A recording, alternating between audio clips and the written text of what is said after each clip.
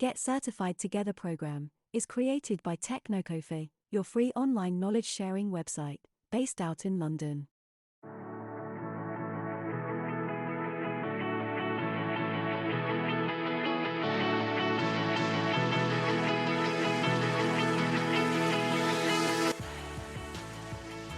That particular international law, or they might give their own suggestion, they might try to tweak it, which is really a challenge. A good common international law is a potential solution, but of course it's not really possible. Some countries try it. For example, EU as a whole have covered a lot of laws which are covering so many countries in European Union.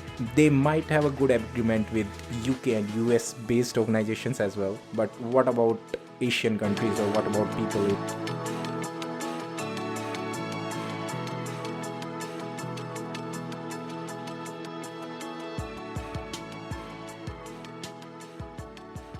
If you're a podcast host, listen up, this one's for you. My name is Allie Jackson. I'm the host of Finding Mr. Height, a dating and relationship podcast that I've been doing for 4 years now, sharing my positive and practical approach to dating that's built on my own life experience. And I wanted to share another experience that I've had, my secret behind monetizing my show. It's called Red Circle, and I was just telling my colleague about how much I love their platform. With Red Circle, not only am I getting a seamless hosting experience, but I also love the support I receive in ad sales. It's not just typical ad sales either. It's targeted opportunities based on my show and my life. And the platform is super simple. You just set your preferences and Red Circle matches you with sponsors that align with your show. You can vet every opportunity and their platform gives you great analytics. More recently too, my Red Circle team has brought me opportunities outside of my podcast on social media to really augment the podcast partnerships, bring them full circle. I just can't recommend them enough. If you want to give it a try, go to redcircle.com to get your free trial. That's redcircle.com for a free trial.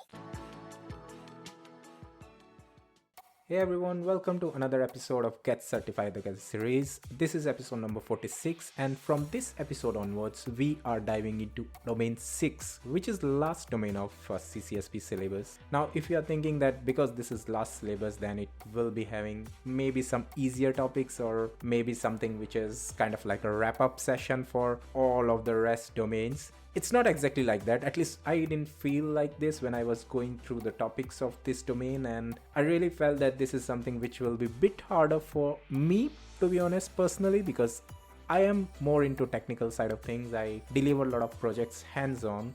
Now this particular domain have information around various kind of guidelines, what are different type of standards, what kind of law and regulations being created all over the world, and what kind of standards you have to use as an organization. It have those actual terminologies around that as well. And it's a gray area. Means if you are into a technical side of things, you know that either some solution will work or it will not work. When we are going into this direction where we have more topics around documentation, around the guidelines, around the standards and recommendations, everyone might have their own viewpoint, and it's quite tough to justify why you are thinking in a particular way, or if you are, for example, giving some recommendation to an organization, or if you are trying to follow a particular framework in your organization, maybe that framework will not fit all the use cases which your organization is into, and it might even break few things which are existing and which are running as it is without those standards or those frameworks. So it's a gray area. If you come from a viewpoint of someone who is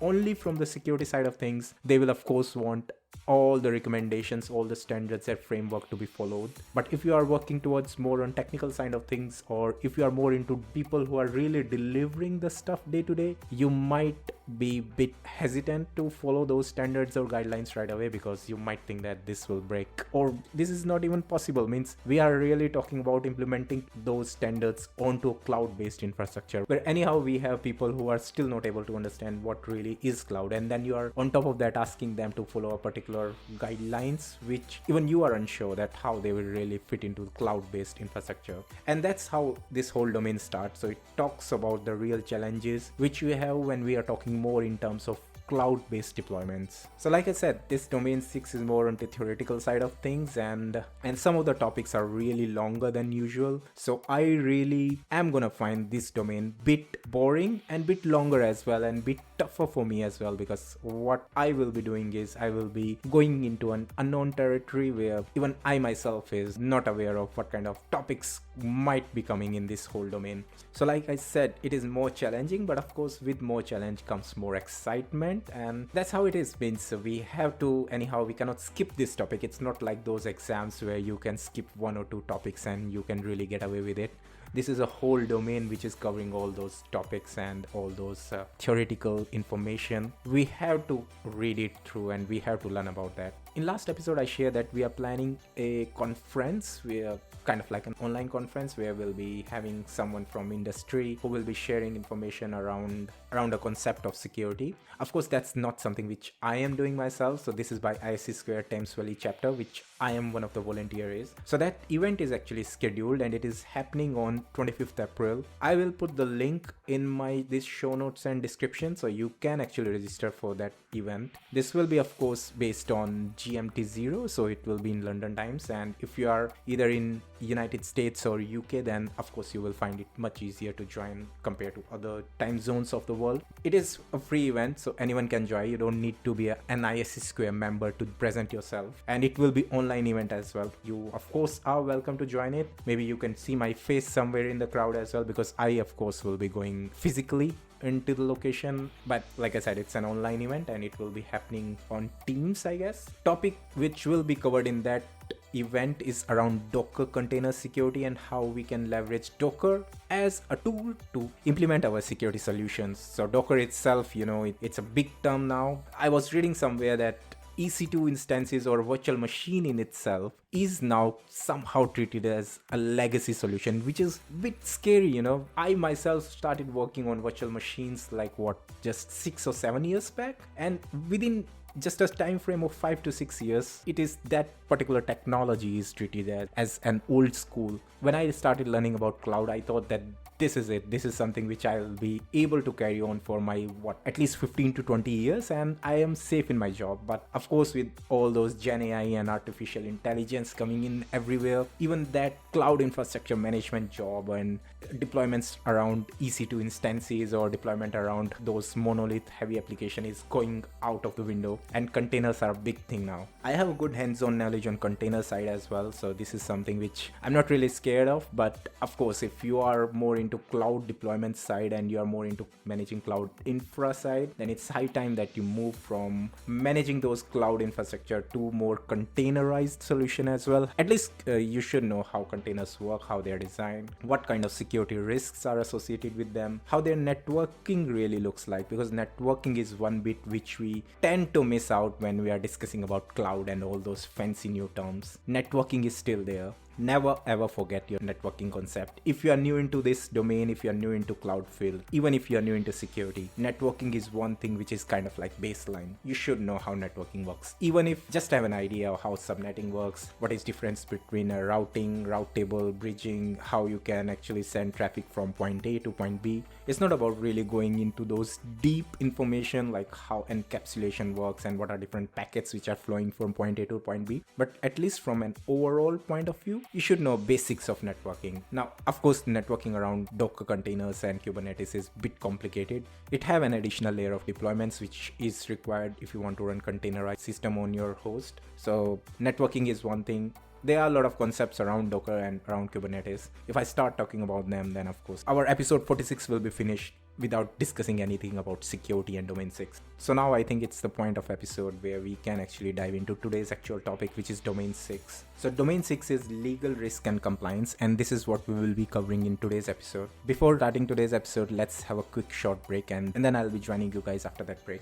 All right. Whether you're walking barefoot in the snow, escaping for a walk on your lunch break, or trekking halfway across the world for a lush view, it feels good when we unplug and connect to our simpler side. If only our everyday nutrition were that simple. It's time to simplify your wellness routine with Kachava. Getting the nutrition we need from that graveyard of supplements in our cupboards is often overcomplicated. Just 2 scoops of Kachava's all-in-one nutrition shake, and you've got 25 grams of protein, 6 grams of fiber, greens, adaptogens, and so much more. Plus, it actually tastes delicious. No fillers, no nonsense. Just the good stuff your body craves.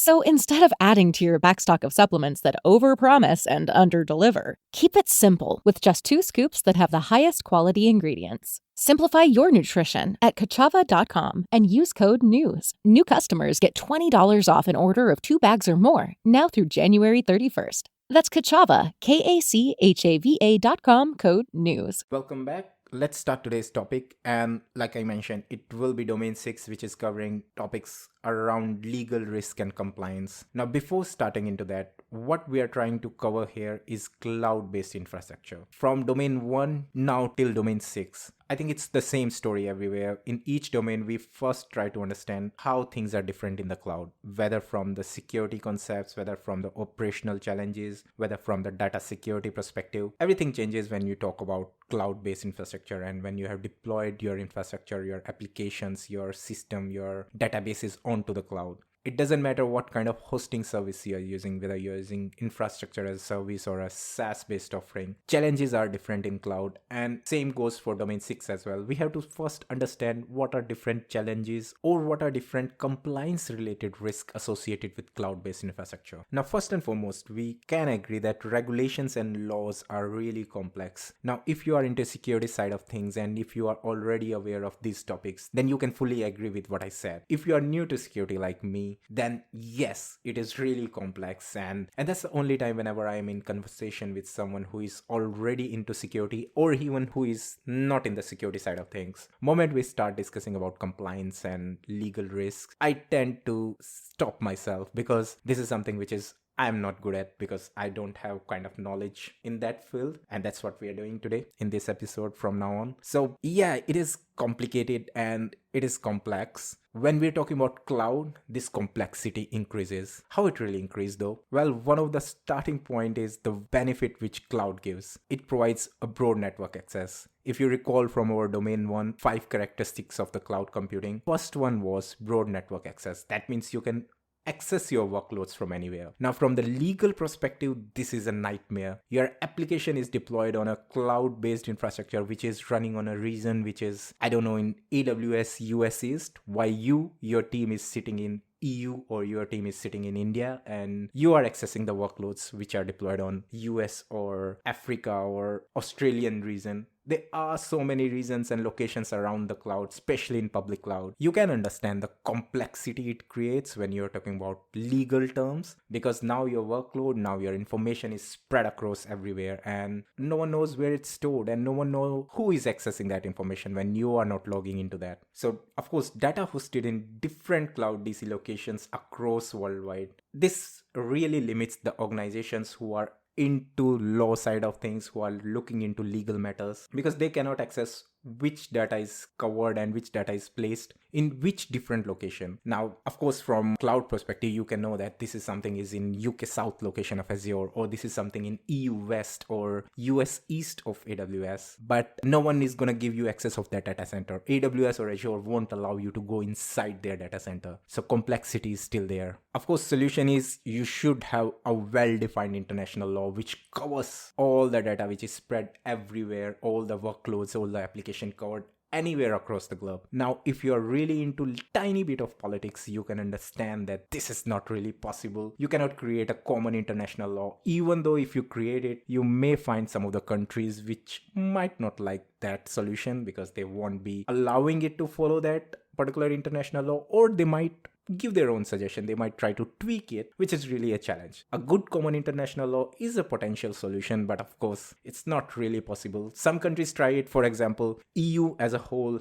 have covered a lot of laws which are covering so many countries in European Union. They might have a good agreement with UK and US based organizations as well. But what about Asian countries, or what about people in Africa or those companies in Latin America? Are they going to follow the same standards? May or may not. Like I said, you might be in tiny bit of politics. I'm not really a political guy, so they can follow, to be honest. This of course will improve the collaboration, but who cares about collaboration these days? But of course, if you don't have an international law and still you have cloud-based infrastructure, you have applications which are running onto the cloud. So it doesn't mean that you are on your own. We still have some good legal frameworks which are defined for cloud-based infrastructure.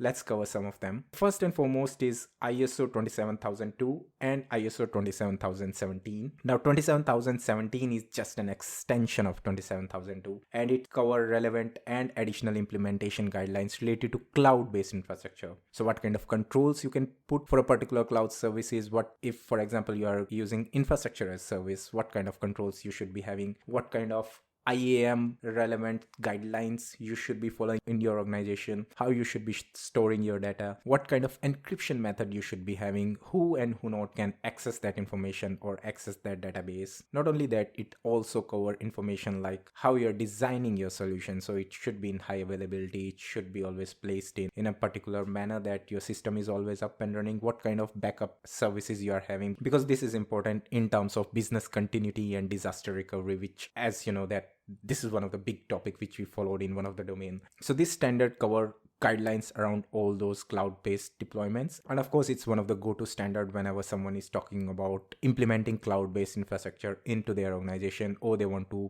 transform their existing infra and making it kind of like a hybrid solution or maybe a fully public cloud solution. So any kind of design you have in your mind, it's good to follow these standards at the creating kind of like baseline configuration for your organization. Another important regulation is GDPR. Now GDPR is a regulation. After some time I will also cover difference between law and regulation and standard. So ISO was standard, GDPR is a regulation. GDPR is General Data Protection Regulation, which actually covers the data privacy, especially for residents of EU. So if you are a resident of EU and if some organization is storing your information, they have to follow this regulation, they have to follow these guidelines. They cannot use your data right away. They have to make sure that they are following GDPR properly. Now this is even applicable if there is an organization which is based out in some other country which is not part of EU, but still they are storing the data which is of a EU person, of a EU citizen. Then that organization which is even not part of European Union, they are still liable to implement GDPR. They have to be compliant with that. Let me cover some of the topics which are covered in that regulation of GDPR. It's quite interesting, you know. So one of them is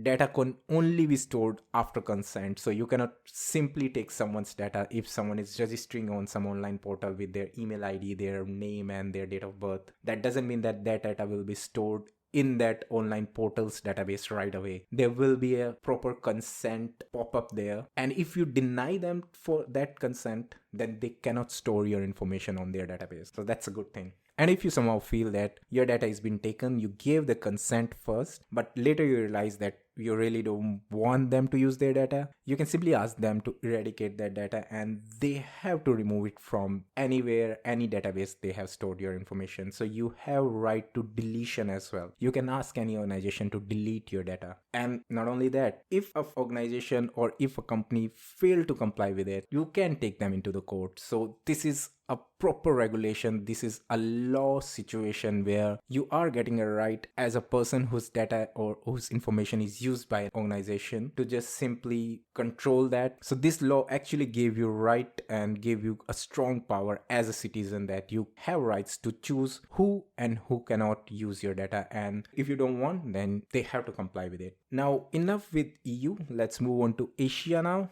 Asia Pacific Economic Cooperation. Now, this is simply for regulation of free flow of information between those Asian countries. So we have, if you are from that part of globe, you already know that Asia have a lot of countries which are really diverse and which have people from different ethnicity, different countries. They have their attached joint border, and there are a lot of cooperation among those. They want to regulate what kind of information is flowing from in and out between that group of countries. So this Asia Pacific Economic Cooperation covers that. Now let's move across Atlantic and discuss about HIPAA. Now HIPAA is US based regulatory which covers your health data records. So if your hospital or if your insurance provider is keeping your health records, they have to be HIPAA compliant. So they have to follow certain regulations as part of US government advisory. And if they don't follow it, then of course, like it happened anywhere, you can simply sue them, you can file a case against them, and they have to follow that. Now, I have taken my privilege of podcaster host to use term law and regulation and standard sometime interchangeably, but they are not. They have a specific definition, and you cannot simply use them whenever you want and whatever fits your description or whatever fits your story. Law and regulations are the rules created and governed by local government, and they are admissible in the court. So they are written rules. They have to be followed, and if they are not followed as it is as per the line to line written in the description, you can simply file a case and organization or company will be liable to get back to you or even pay for the damages. HIPAA and GDPR, they are laws. Now, regulations are the instructions which are carried by regulatory bodies as part of implementation of law. So law will define that these are the regulations which any organization have to follow, and the bodies which are responsible for implementing those regulations will follow all those instructions as it is. Standards are not like that. Standards are simply guidelines, and it's upon you which particular component or which particular part of that standard you want to use for your organization and throw away the other one. Or even you can customize a bit. So I cannot say that ISO 27002. So I cannot say that as an organization I am ISO 27002 compliant, because that's not a compliance measure. That's just a standard which I am following as an organization. Of course, I can brag about that I am following a certain guidelines, but that doesn't mean that I am above the law and I can do anything with that, because those are just standards and those are just recommendations which you may or may not follow. It's completely upon you. PCI DSS, ISO 27000, NIST, they are just all example of standards. Now for cloud-based system, generally these days individual laws specify ownership of CSP, customer and partners because of shared responsibility model. So each stakeholder of the cloud-based infrastructure is liable to follow a certain kind of law and regulations which they are actually required to do. So for example, me as a CSP, I am giving someone rights to create EC2 instances or virtual machines on top of my cloud infra. Doesn't mean that I have to make sure that the infrastructure which is deployed on the cloud, those virtual machines will be HIPAA compliant. That's not my job, because that is the job of whoever is using that machines to store the health records. So there is of course a certain definition or there is certain boundaries between different stakeholders, and based on the stakeholder responsibilities, of course you are liable to follow certain regulations and you're not liable to follow certain others. Now let's discuss about e-discovery, which happens to be the last topic of today's episode. E-discovery is process of seeking electronic data for intent of using it in digital forensics, maybe a civil or criminal case. Now, digital forensics we have covered extensively in cloud security operations, so you can check out that episode. Digital forensics is nothing but keeping hold of your information after any incident and of course present them in front of a court of justice or any law and order regulatory body. So that's the whole idea of digital forensics. E-discovery is specifically around seeking that electronic information. Now, like everything, e-discovery and digital forensics are again a bit complicated in terms of public cloud specifically, because of course your data is stored in n number of locations and there might be some users who have read-only access to one of the database or one of the data which is stored on a particular location. There might be some users who might be having administrator rights. So it's again like all of the other stuff is hell lot of nightmare. Now we have a solution as well. ISO 27050 is a standard which specifically takes care of e-discovery and forensics on the cloud. Now, as an end user, you might think that this is your responsibility because you have to make sure that when you are seeking an information or when you are after a particular incident, you are trying to fetch all the logs, all the events which happened during that time onto your cloud infra. It might be quite overwhelming, specifically if you are using infrastructure as a service, because in infra as a service, you are responsible for almost everything which is deployed onto the cloud. Each cloud provider have their own SaaS offerings, so you can find some SaaS solutions which actually provide these e-discovery related tools which you can use. You can buy from those CSPs and you can use those tools to start them up and feed in all the information around your estate, and they will be seeking all the information for you. Even the smarter solution might even detect your existing infra based on the account ID which you will provide. So for example, if you are familiar with AWS, then whenever you create a new account, you will be associated with a unique account ID, and within that account ID, whatever you are creating as part of your estate, those information will be tagged to that account ID by default. That's of course for billing purpose. Now those cloud provided SaaS solutions or even a third-party solution can actually use your unique account ID, and based on that can detect all the infra which you have deployed onto the cloud by itself. And whatever happened during a particular day or particular time period, you can fetch the information, you can have everything. It's upon you once you have that information, how you want to use it. You want to store it into a third location, or you want to use existing storage provided by the cloud service provider.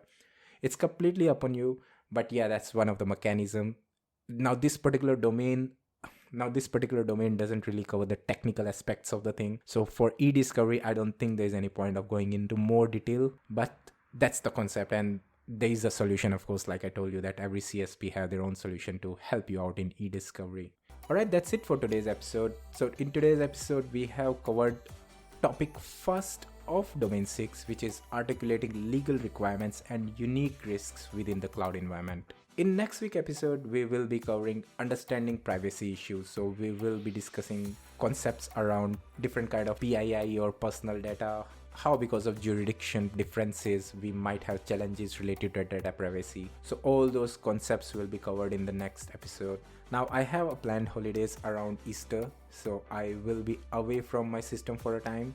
I will be trying to at least record something for the next episode as well, and during my holiday period maybe I'll take out some time to edit that out and send to you guys. But if there is no episode coming up after 46 for some period of time, then don't worry, I'm still alive and I will be recording that soon and will be publishing it soon as well. That's it for today's episode, and like I promised you, I will be putting the link for that event which will be happening on April end around Docker security. It will be nice for some of you guys to join there, so at least I myself can also feel that some of my listeners are there. And yeah, so that's it. Goodbye and good luck.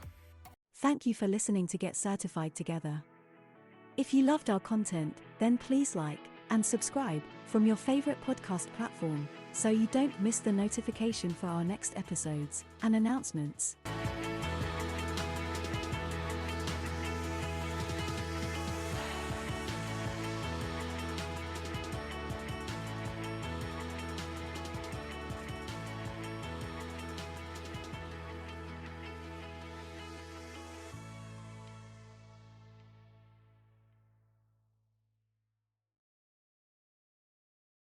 Whether you're walking barefoot in the snow, escaping for a walk on your lunch break, or trekking halfway across the world for a lush view, it feels good when we unplug and connect to our simpler side. If only our everyday nutrition were that simple. It's time to simplify your wellness routine with Kachava. Getting the nutrition we need from that graveyard of supplements in our cupboards is often overcomplicated. Just 2 scoops of Kachava's all-in-one nutrition shake, and you've got 25 grams of protein, 6 grams of fiber, greens, adaptogens, and so much more. Plus, it actually tastes delicious. No fillers, no nonsense. Just the good stuff your body craves. So instead of adding to your backstock of supplements that overpromise and underdeliver, keep it simple with just 2 scoops that have the highest quality ingredients. Simplify your nutrition at Kachava.com and use code NEWS. New customers get $20 off an order of 2 bags or more, now through January 31st. That's Kachava, Kachava.com, code NEWS.